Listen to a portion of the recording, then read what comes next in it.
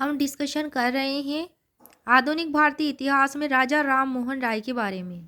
इनका जन्म 22 मई 1772 में राधानगर गांव में बंगाल में ब्राह्मण परिवार में हुआ था।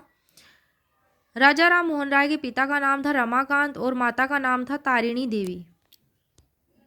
इनका विवाह बचपन में ही कर दिया गया था। पहली पत्नी की मृत्यु के बाद मात्र 9 वर्ष की आयु में ही उनके 2 विवाह और कर दिए गए। दूसरी पत्नी का नाम देवी और तीसरी पत्नी का नाम उमा था। 3 विवाह करने वाले राजा राम मोहन राय ने आगे चलकर बहुविवाह का विरोध किया। 1803 में ईस्ट इंडिया कंपनी के रंगपुर स्थित कलेक्ट्रेट में लिपिक की नौकरी इन्होंने ग्रहण की और बाद में दीवान जॉन डिग्बी के दीवान बने। 1805 से 1810 तक इन्होंने कार्य किया, किंतु फिर 1814 में इन्होंने इस्तीफा दे दिया। राजा राम मोहन राय अंग्रेजी, फारसी, अरबी, Sanskrit, Greek, Latin, Hebrew, French आदि 12 भाषाओं की ज्ञाता थे। उनकी उपाधियां थी राजा राम मोहन राय की आधुनिक भारत का पिता, नव जागरण का अग्रदूत, पत्रकारिता का पिता, भारतीय राष्ट्रवाद का जनक, सुधार आंदोलन के प्रवर्तक, बंगाल में नव चेतना एवं क्रांति का अग्रदूत, नव दिन का प्रातः का तारा, प्रभात तारा, अतीत और भविष्य के मध्य सेतु, आधुनिक भारत का प्रथम पुरुष, सुभाष चंद्र बोस ने इन्होंने युगदूत की उपाधि दी थी राजा राम मोहन राय को। इनके पिता राजा राम मोहन राय के पिता बंगाल के नवाब के यहाँ कार्य करते थे और वहीं राजा राम मोहन राय को राय राया की उपाधि मिली थी। राजा राम मोहन राय की शिक्षा पटना और वाराणसी में हुई। 16 वर्ष की आयु में इनकी आस्था मूर्ति पूजा में नहीं रही। 1804 में तुहफात उल मुवाहिदीन अर्थात गिफ्ट टू मोनोथिस्ट एकेश्वरवादियों को उपहार में मूर्ति पूजा का इन्होंने खंडन किया और यह फारसी भाषा में लिखी थी। तुहफात उल मुवाहिदीन राजा राम मोहन राय की जो पुस्तक थी तुहफात उल मुवाहिदीन, यह फारसी भाषा में थी और इसकी प्रस्तावना अरबी में लिखी थी। प्रस्तावना अरबी में। इस पुस्तक में तर्कवादी मुस्लिम विचारधारा मुतजली का भी उल्लेख है। ईसाई धर्म के ट्रिनिटेरियनिज्म का भी विरोध किया। इसके अनुसार भगवान 3 व्यक्तियों में मिलता है, गॉड, सन, जीसस और होली स्पिरिट। आत्मीय सभा की स्थापना राजा राम मोहन राय ने 1815 में की। इसी संस्था से कालांतर में ब्रह्म समाज की स्थापना हुई आत्मीय सभा से। इसमें द्वारिकानाथ ठाकुर भी शामिल थे। सामाजिक और धार्मिक सुधार के लिए इस सभा की स्थापना की गई थी। आत्मीय सभा की स्थापना क्यों की गई थी? सामाजिक और धार्मिक सुधार के लिए। हिंदू धर्म के एकेश्वरवादी रूप के प्रचार के लिए इस सभा की स्थापना की गई।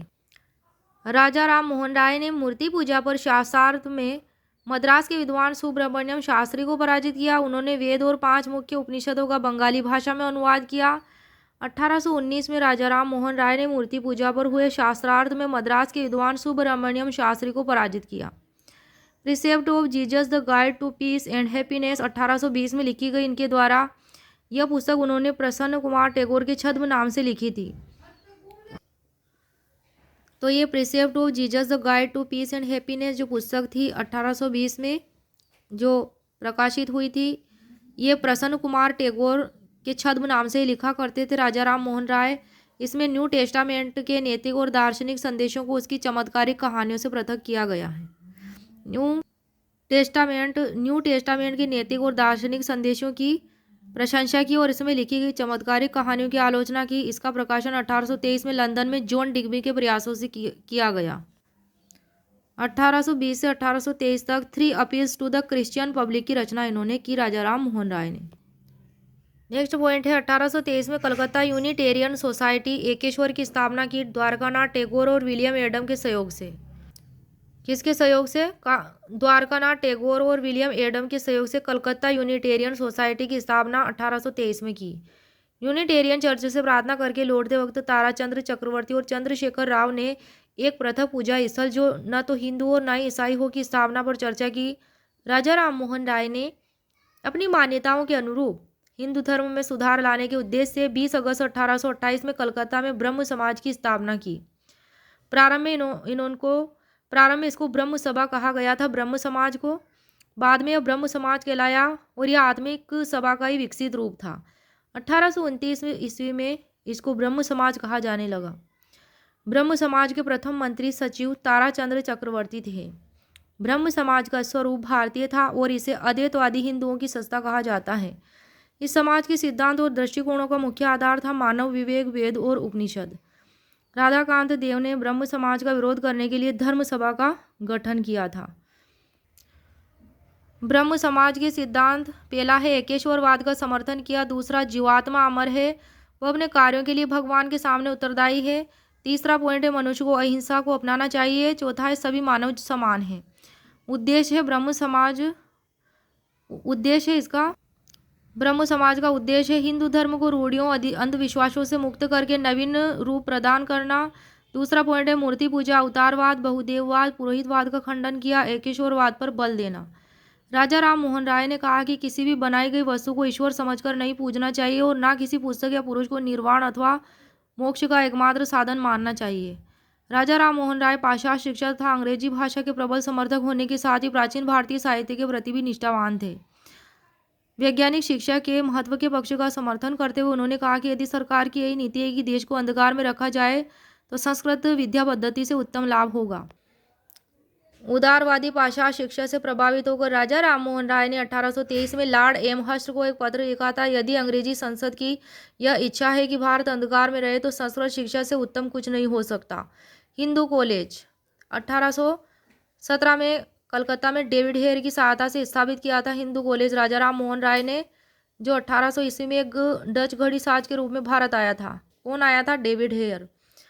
1817 में अपने निजी खर्च पर एक अंग्रेजी स्कूल की स्थापना की जिसमें विभिन्न यांत्रिक विषयों के साथ वोल्टेयर के दर्शन की भी शिक्षा दी जाती थी। नेक्स्ट पॉइंट है वेदांत कॉलेज।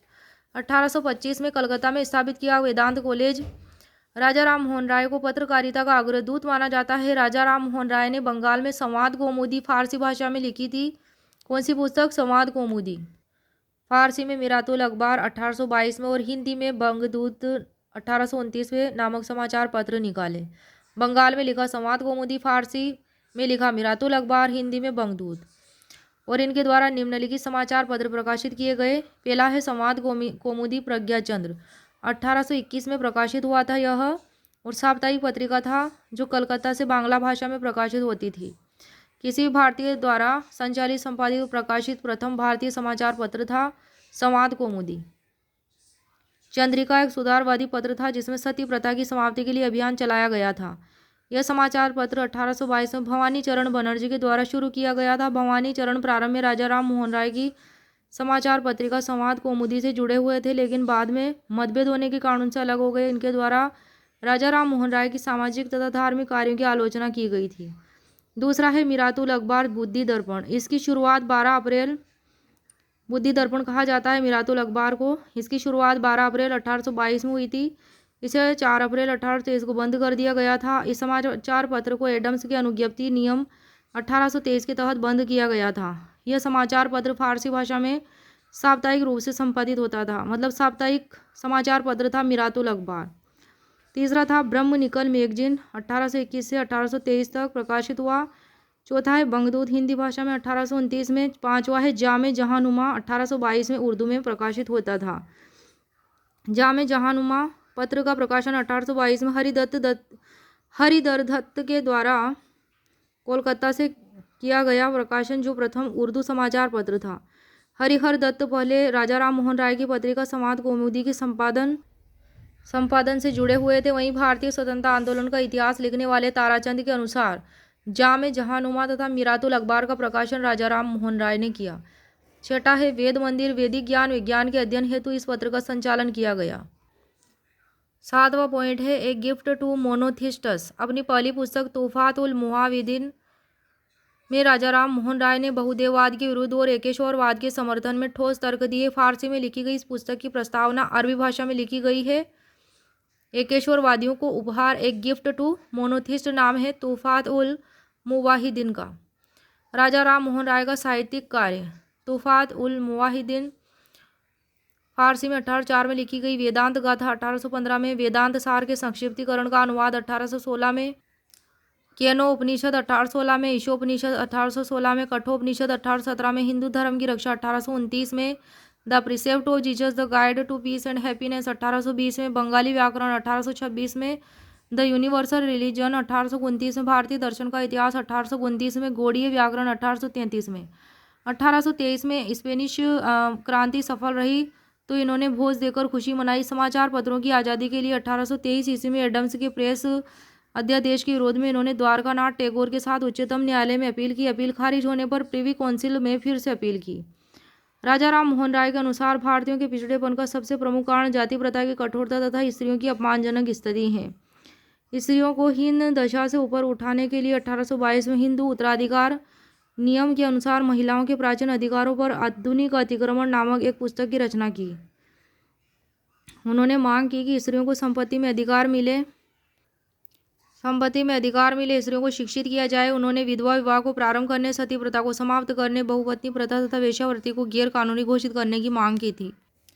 ये विवाह की उस पद्धति के समर्थक थे जिसका उल्लेख महानिर्वाण तंत्र के शिव स्वरूप में हुआ है। सती प्रथा के विरोध की प्रेरणा इन्हें उस समय प्राप्त हुई जब 1811 में उनके बड़े भाई जगमोहन की मृत्यु पर जबरन उनकी भाभी अलका मंजरी को सती होना पड़ा था। राजा राम मोहन राय ने 1829 में काशीनाथ तरका वागीश जैसे सती प्रथा समर्थकों से बहस की थी।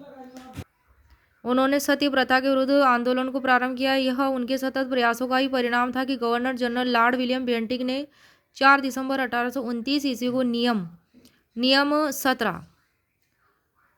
17 द्वारा सती प्रथा को गैर कानूनी घोषित किया था। लॉर्ड विलियम बेंटिक ने और गैर कानूनी घोषित कर फौजदारी अपराध की श्रेणी में शामिल कर लिया था।